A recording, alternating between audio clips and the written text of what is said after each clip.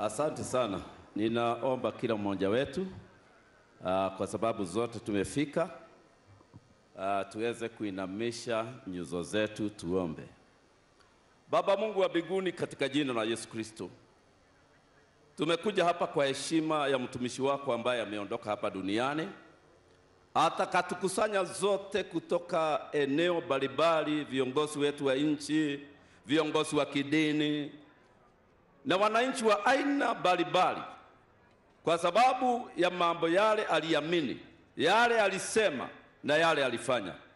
Tunaomba ya kwamba Bwana utusaidie kuongoza ibada hii kwa njia ambayo tutamheshimu Joseph Kamaru, ili Bwana Mungu sisi ambaye tumewachwa tuweze kuachwa tukisema na kweli alikuwa shujaa katikati yetu, alikuwa mtumishi wa Mungu, alikuwa ndugu yetu, alikuwa baba na alikuwa msaidizi ya watu wengi hapa duniani. Baba, naombea kila mmoja ameingia kwa ibada hii, muguze na lile neno tutasoma na yale mambo tutakayofanya. Katika jina la Yesu Kristo tumeomba na kuamini. Naomba tuketi chini zote, na tumeimba sana. Mimi ambaye nimesimama hapa, jina langu ni Askofu Archbishop Alison Ng'ang'a wa kanisa la Christian Foundation Fellowship hapa nchini Kenya, na tumeongoza ibada hii tukiwa na wasaidizi aina mbalimbali. Ningependa niwajulishe ya kwamba mkiona hii kofia nyekundu imewekelewa hapa juu, mzee ametuacha.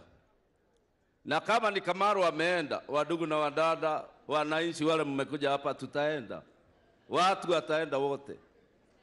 Huyu mzee ambaye mnaona amelala hapa, ametukusanyita kutoka eneo mbalimbali.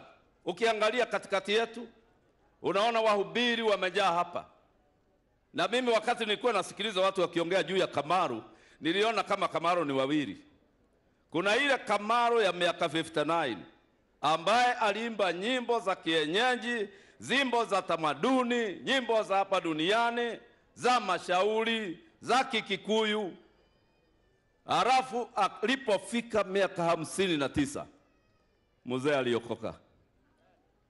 Alikuja kwa wahubiri wakiongozwa na askofu aliye hapa, Askofu Irongo, na akawaambia imetosha yale nimefanya duniani. Nataka kuokoka, nataka kumkubali Bwana Yesu awe mwokozi wangu. Na walimuombea, wakamkabidhi mikononi mwa Mungu, na akapotea mpaka watu wakasema Kamaru alienda wapi. Lakini aliketi chini ya wahubiri asikilize neno. Na siku moja akakuja kwangu, akaniambia ningependa kuwa mshirika kwa kanisa hili lako. Nikamwambia, Kamaru, mimi ni kijana, wewe ni mzee. Wewe iko na miaka 60, mimi iko na 32. Utakujaje chini yangu sasa, nitakwambia nini? Kamaru akaniambia, kuna mahubiri umehubiri nikakusikiliza mara mbili na nikasikia unafanya niogope. Na mzee kama mimi, kama unataka nifike mbinguni, uhubiri kwa njia nitaogopa. Na nikaanza kuhubiri kwa njia Kamaru ataogopa. Na akawa mshirika, akaleta watu wengi. Wakati alisikia mahubiri vizuri, akaniambia niko na marafiki, sitaki kwenda mbinguni peke yangu, nipeleke kwa marafiki. Akanipeleka kwa Gasheru Albert, akanipeleka kwa DK, watu wale nilikuwa nasikia kwa redio, akanipeleka kwa Wahome wa Mainge. Ninawaona hapa, sijui kama mmeokoka. Alimpeleka mpaka kwa Maina Kamanda, akanipeleka kwa Mwenje wakati alikuwa hai. Alinipeleka kwa watu wengi, na nikaweza kuwatangazia habari njema. Na leo siku ya mwisho amenipeleka kwa mpaka kiongozi wa nchi nimpe neno dakika chache, akiwa amenisikiza hapa. Kamaru amehubiri akiwa hai na akiwa amekufa. Na kwa vile hatuna muda mwingi na tungependa kusikiliza mambo yale Kamaru alifanya, mumeona mpaka wazee wa Kikikuyu wamefika hapa. Wale wa Kiama wamefika wenyewe. Kamaru alikuwa hivyo. Siku moja Kamaru amekuja kwa kanisa, ameniambia na ningependa uhubiri Catholic. Nikamwambia, wewe Kamaru, mambo ya wahubiri na makanisa uachane naye. akaniambia utahubiri. Na Kamaru huyu mnaona amelala hapa, amenipeleka kwa kanisa ya Catholic. Na vile mimi sijaenda hiyo kanisa miaka nyingi, hata sikujua wanafanya nini. Alafu nilisikia wakitangaza leo tutahubiriwa na Father Ng'ang'a. Nikajua ni mimi. Tulipotoka hapo akaniambia sasa utaenda Anglican. Enda uhubiri huko. Akanipeleka Anglican. Mpaka akaniambia siku moja, mimi nataka nikuambie nikiwa Kamaru, nimeitiwa dini zote. Hakuna dini sitakupeleka. Na siku moja akasikia kuna mhubiri yuko Tanzania ambaye hajafurahi na Kenya. Alikuwa ni kama anataka kulaani nchi hii, alikosewa. Kamaru alikuja akaniambia, chukua ngali yako twende mpaka Arusha Tanzania. Tukatafuta hiyo mhubiri, tumulete Kenya. Na tulienda mpaka TZ. Akaongea na huyo mhubiri akamwambia, unajua mimi ni nani? Akamwambia, wewe ni Kamaru, sielewi imekuja hapa kufanya nini. Nimekuja kukurudisha Kenya, ulikosewa, tunataka kukurudisha. Na alimrudisha mpaka hapa. Mpaka Kamaru siku moja akaniambia, wewe Harrison Ng'ang'a, nataka ujue hii jina Kamaru, hata mimi Kamaru naliogopa. Huyu ndiye alisema. Utajiri ulioenda na huyu mzee, family, kabla sijasoma Bible, ningetaka niwaambie, musiangushe utajiri huu. Tunataka Kamaru kengine kainuke katika jina la Yesu. Na sio mtu wa kawaida anaweza kukusanya watu hao wako hapa. Ni mtu tu kama Kamaru. Na kwa vile nimeomba na ningependa kusoma neno, kuna neno tumesomewa Akorintho wa kwanza sura ya 6. Na mstari wake wangapi? Wa 9. Na hii ni neno mzito, lakini ndio nilisomea Kamaru siku moja. Na hii ni neno ambao ni very discomforting. Yani hauwezi kusikia comfortable sana ukinisikiza. Lakini ninajifisha kwa ukweli ya kwamba sio mimi niliandika. Ni Mungu aliandika akitumia mtumishi wake Paulo. Wewe tadhikiriria waigue horo. Au hamujui ya kuwa wadhalimu hawataurithi ufalme wa Mungu? Imeanza na mkiondoka duniani mtaenda wapi? Ukijiona katika watu wale nitasoma hapa, wewe hautafika mbinguni. Maana imeandikwa kirasi kama 6 ya aina ya watu ambaye hawataingia mbinguni, isipokuwa waende kwa Mungu waoshwe. Na kwa sababu wengi ninaona mnapendaka kanywaji na kameandikwa hapo, nyenye ni mmoja wa wale. Mkikosa kushuka njia zenu vizuri, amwende kule.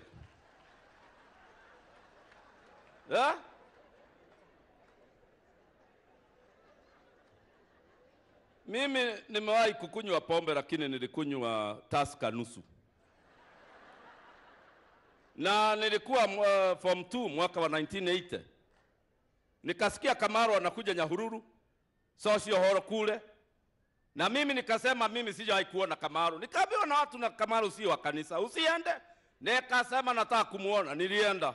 Nikaketi chini kumuona, kiiba hapa na mimi nimeketi hapa. Watu wakaanza kunishokosa, kwani wewe ni mdada haukunywi kitu? Wewe ni mwanamke, habari mama? Nikaona tutashokozana sana, nikasema kwani mimi siwezi kukunywa Tusker, haiwezi kuingia kwa tumbo. Leta moja. Mimi sija wale hamuja kunywa Tusker, ni chungu.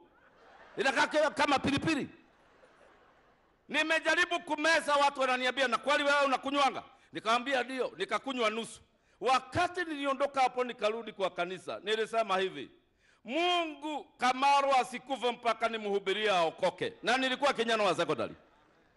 Nilipomaliza shule nilienda nikakusanya watu, nikamwambia huyu Kamaru anajulikana sana Kenya, tumuombe.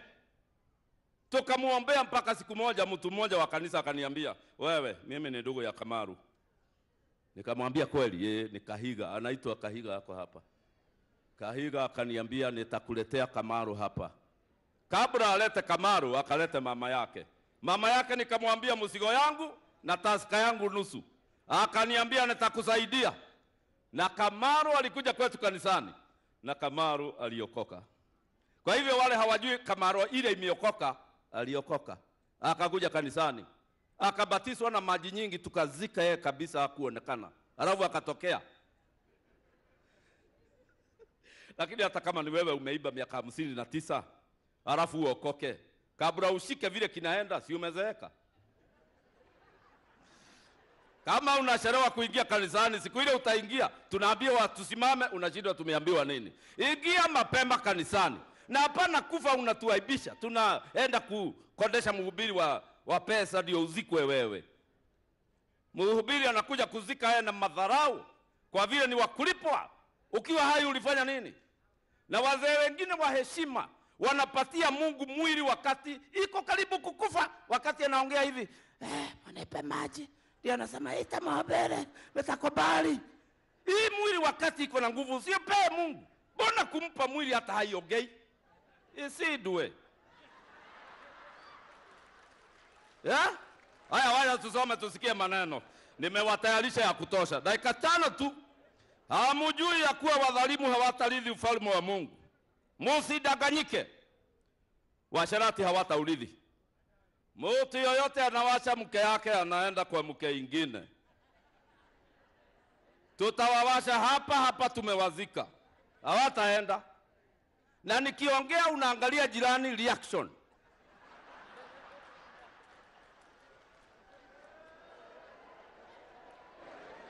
Ni kama tumekuwa na nyama zingine sasa. Unaona mtu nyama zile yako nazo zinamwambia anaweza wanawake 10. Na Mungu wa mbinguni alitutengenezea kamoja. Manyo ya mwili yako ni Bible na inasema 1. Ni wewe tu unaona kama unaweza 5.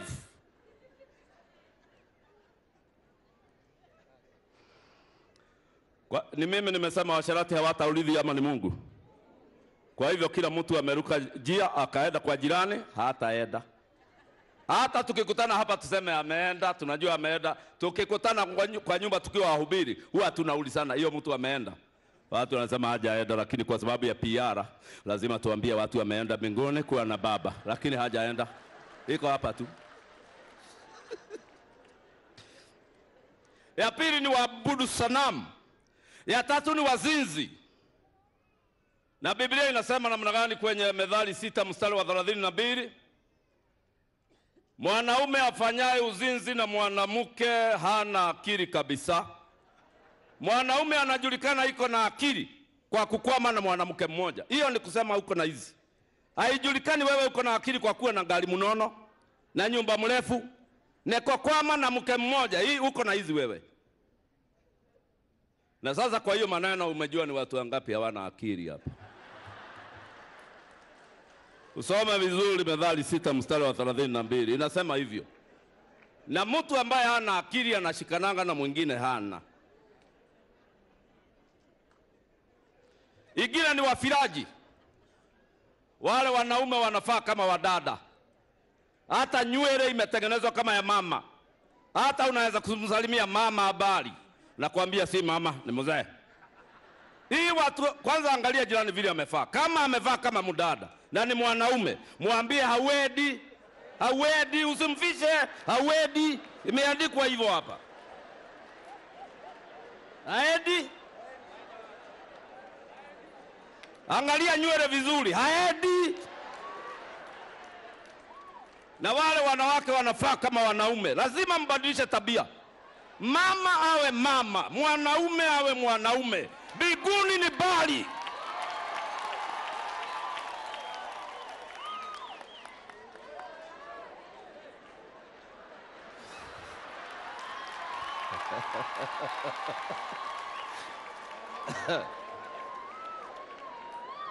We, mpaka hapo nimefika. Wangapi watafika mbinguni? Wacha tuone na mikono. Ay. Ni wewe tu umebaki.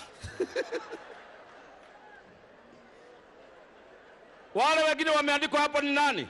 Warawiti.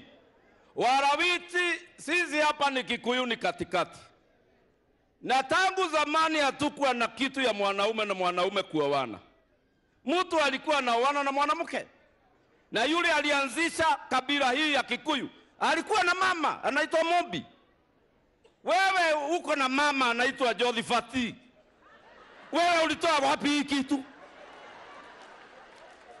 Hata waanzilishi wa kabila hawakufanya. Wewe umetoa wapi? Na mnasemanga hakuna shaitani. Hiyo ndio shaitani.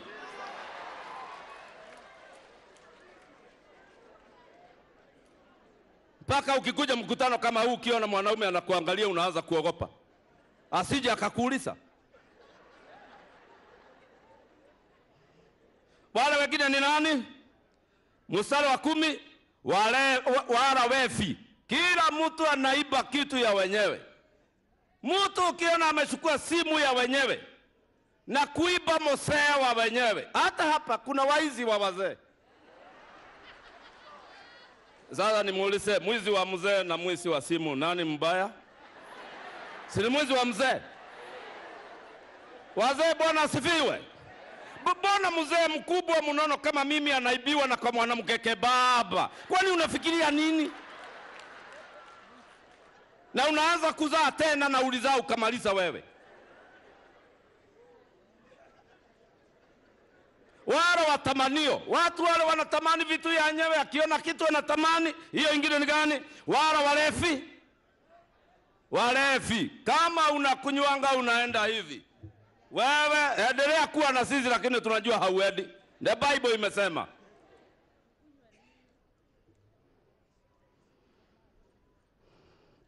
Wale watukanaji, kila mtu anatukana watu, haedi. Wale wanyang'anyi, na Biblia inasema baadhi yenu mlikuwa hivyo lakini mkaoshwa. Sasa hapa tumefika. Mnaonaje juu ya waibaji hawa? Wanaenda ama hawaendi? Unasikia kuna watu wamesema hamuendi. Mchunge njia zenu sana.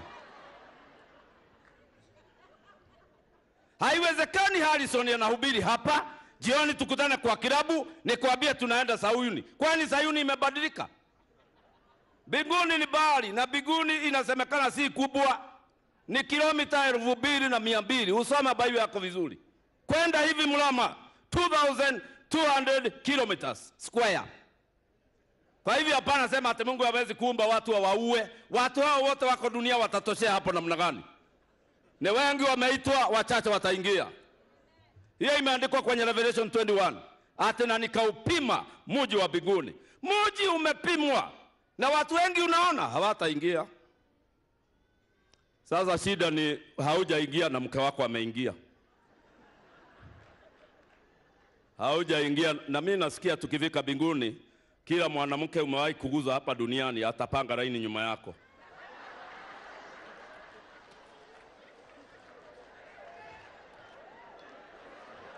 Hivyo ndivyo imeandikwa hapa. Mambo yote itawekwa dhahiri. Haya, alafu sikiza. Mke wako ndiye atakuwa anakunogonesea. Na huyo watatu ni nani? Kuna mwingine amejiongeza hapo ni kama si Mkenya. Utaeleza mambo mpaka utaona watu wamekimbia, watu wazima wanakimbia kama watoto. Mwenye hii wanawake akitokea, mwenye hii wanaume akitokea. Ya mwisho ni hiyo neno limesomwa kitabu cha Hosea 4. Hiyo ndio nitamaliza nayo. Mimi sitawaweka sana, nitawajulisha tu hauendi, alafu nikae chini.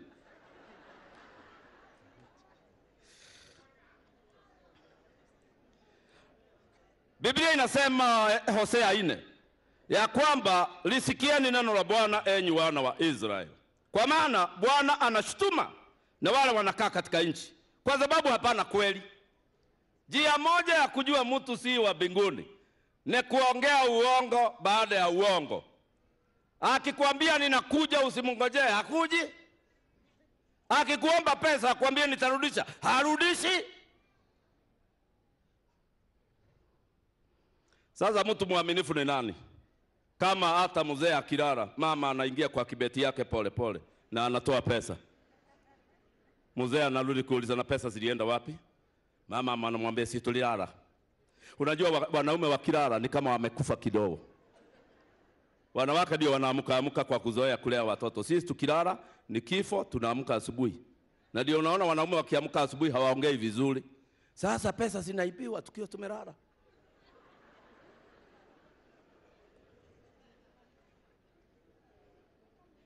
Halafu Jumapili tuko kanisani tumeinua mikono, watu wanafikiria sisi ni wazuri. Kumbe ni waizi nyumbani mwa Bwana. Ile ingine imeandikwa hapo. Hapana neno la kuapa kwa uongo. Hapana neno ila kuapa kwa uongo. Watu wameapa kwa uongo. Na unaona mtu ameshika Biblia unafikiria anaongea ukweli. Ni uongo. Hii watu ni wa hapa. na kuua na kuiba na kuzini na kuruka mpaka. Mnajua kuna mipaka duniani. Mipaka ni kama wewe kupendana na msichana ambaye mtoto wako anapendana naye. Hiyo ni kuruka mpaka. Kuruka mpaka ni ile msichana umeajiri kazi, macho yako inaanza kumfuata kwa nyumba, unaanza kuruka mipaka. Na watu wengi unaona hapa waliruka na wakarudi, hata haijulikani waliruka. Na kumwaga damu mfululizo. Kwa ajili haya nchi itaomboleza. Tukitaka Kenya isiomboleze, hii mambo tushindane naye. Na ukiona Mungu anasema tunaweza kuacha ama hatuwezi? Mungu hawezi kutuambia kitu hatuwezi, tunaweza kuacha. Dakika moja inama uambie Mungu nisamehe. Na usijali jirani. Unaona mzee amelala peke yake? Na vile tulikuwa wengi, hakuna mtu mwingine. Siku yako ikifika utakuwa peke yako. Kwa hivyo jifanye hakuna mtu. Umwambie Bwana, meme nimelekwa mipaka. Meme nimechukua bebe ya neighbor. Mimi nimeiba mzee na tumekaa naye hapa. Hakuna mtu atasikia, maana kila mtu atakuwa anaongea maneno yake. Tuende mbele ya Mungu. Mimi nimekunywa, hata saa hii nimekuja mazishi naona watu wawili. Nilipokunywa Tusker niliona watu wawili. Kwa hivyo amshua unaona 3, 4, 5 mpaka unasema hii mkutano ni mkubwa, wawili. Funga macho uombe dakika moja na mimi niwasikilize mkiomba. Ukiona jirani haombi ujue hawa ndio wale tumeambiwa wa hapa hawaendi. Inamisha uso wako dakika moja.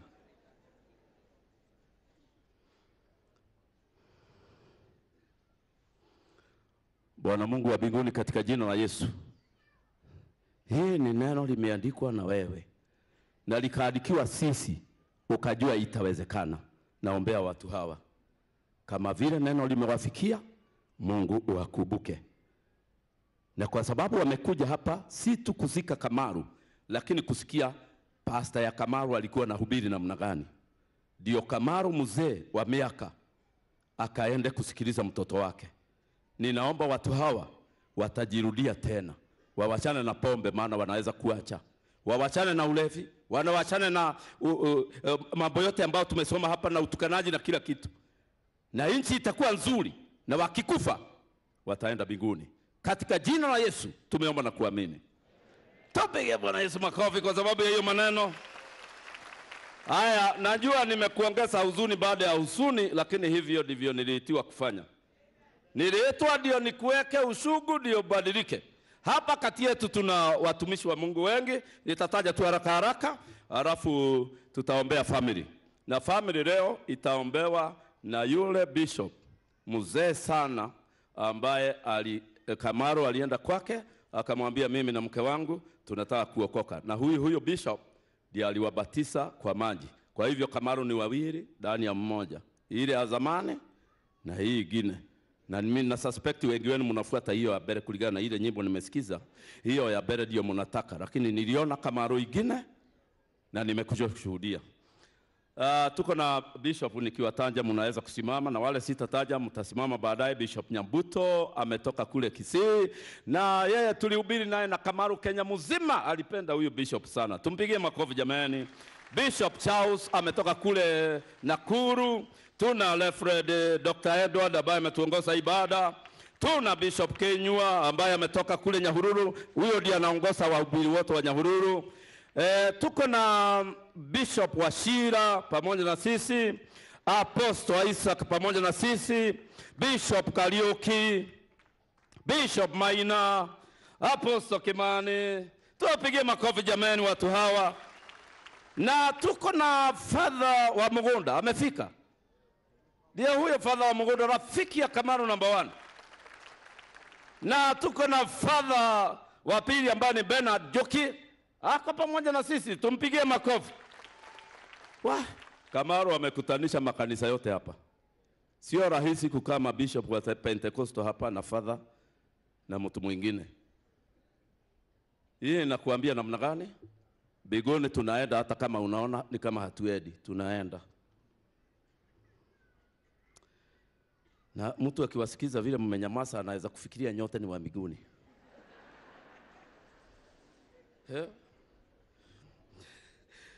Bishop Kennedy tuko naye. Bishop Kennedy iko wapi?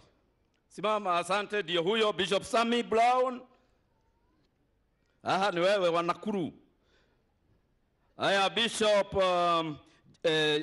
Apostle Jane Isika iko pamoja na sisi. Tuko na Bishop Wambu Waweru, tuko na Bishop Wellington Ilongo ambaye alimbatiza mtumishi wa Bwana, na tuko na watu wengine wengi. Watumishi wote wa Bwana na mapasta walio hapa, simameni tuwapigie makofi mbele zake Bwana. Tungekuwa na wakati mwingi, huyo ni shujaa na lazima watu waseme mambo mengi, na msikwasike. Wameniambia watasikiliza nyimbo 2-3 za Kamaru akibia walimu ndio waachane na tusichana ya shule, na walimu wakagoma hapa Kenya kwa ajili ya hiyo wimbo. Na Kamaru akaniambia, aliomba Mungu akamwambia, Mungu uniokoe, nitaiba ingine.